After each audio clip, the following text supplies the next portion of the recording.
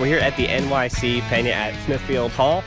Dan Hilton alongside. This time it's John joining me from the NYC Penya. We just got done watching the Barcelona Athletic Bilbao match, so for the very few people that want to actually hear about this match and what we just watched, again, 0-0 was the final, but the man of the match was Ter Stegen, and the reason I'm talking to John today is for the NYC Penya, they have a chant. Ter is what it is, and John is the originator of the Ter chant. So again, what did you see from your guy Ter Stegen today? Oh, I saw him standing tall in the goal. You know, he's one of our best players.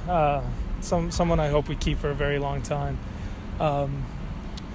He always knows where to place himself. You know, he reads the play so well, and just those reactions, just lightning quick.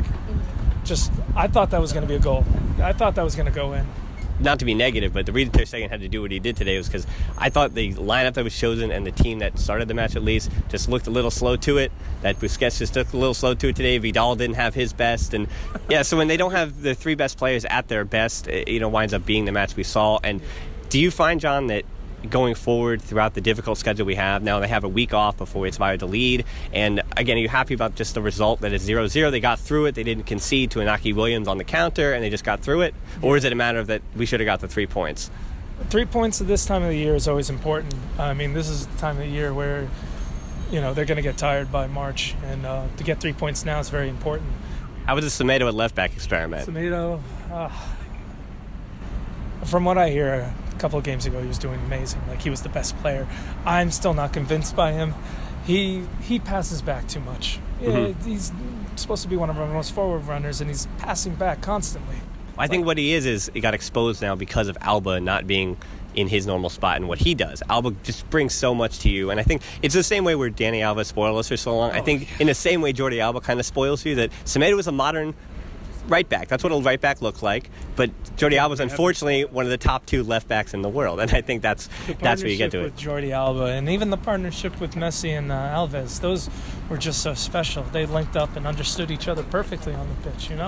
That's where most of our goals came from. Was from Dani Alves crossing it in back in the day. Oh. And then, those days. I guess the last thing we'll talk about, again, not to be negative on this one, but Luis Suarez didn't bring his best either today. He hasn't bring his best most of the season. So again, for Valladolid, we're thinking that it's probably Kevin Prince Boateng, a little rotation for that. And again, Suarez is a guy that it's not even that he looked out of form, he just looked like he needed a rest today. Yeah, he needed a rest. It didn't help that Coutinho was playing too. I mean, it's not the most popular opinion, but I think Coutinho, we should ship him off in the summer. It seems like every game is the worst game he's had this season. Mm-hmm. It's just for the amount of money we paid for him, we're not getting, what's expected of the world-class player that we're told that he was or that he is, and just sell him, get somebody else. Well, as is the policy, I think, we've had whole shows on the Barcelona podcast about the role of Coutinho, where to put him, what to do with him. And I think the closer it gets to the Champions League and when matches get more important, the lack of Coutinho having an impact on matches is just going to get, the calls for change and things like that are going to get louder and louder. But Dembele being back, I think, is the one positive you take from it. Even when he came on, the match kind of changed. And Alenya too, things got younger and things just got quicker. And I know it's scary to play at San Mamés against Bilbao. It's going to be a physical team. Everyone bites each other, and it's awful. But yet, it was a match where youth was helpful to the final result. And it's just, you were talking about Coutinho not playing in the right place. Well, you're coming to Barcelona. You're told where to play. Yeah. It's like if you don't feel comfortable, get better at it. Well, look at Sergio Roberto. When he first started, we thought he'd be the next Iniesta or something. Playing in the midfield, and he became our go-to right back. Right. It's like you have to adapt or you're not going to make it here. Yeah. So it's just in the way that Lenglet did, that Artur, and that's the kind of argument that you've seen so many guys do adapt to the way they want to play. Yeah, you have to adapt to our style, or go the way of Arda Turan and Vidal and the other Vidal. Right.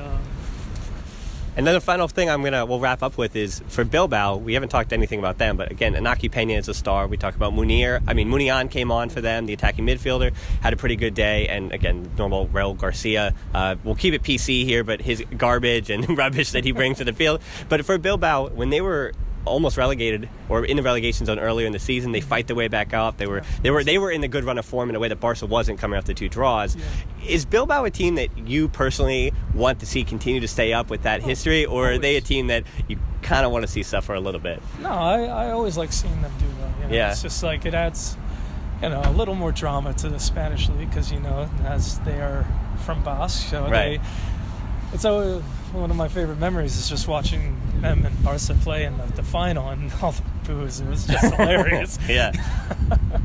All right. Well, getting a little political, but yeah, I always like to see them up in the top. Yeah. It's one of those teams that you can't take lightly, right? Because you never know if they're going to give it to you on that day.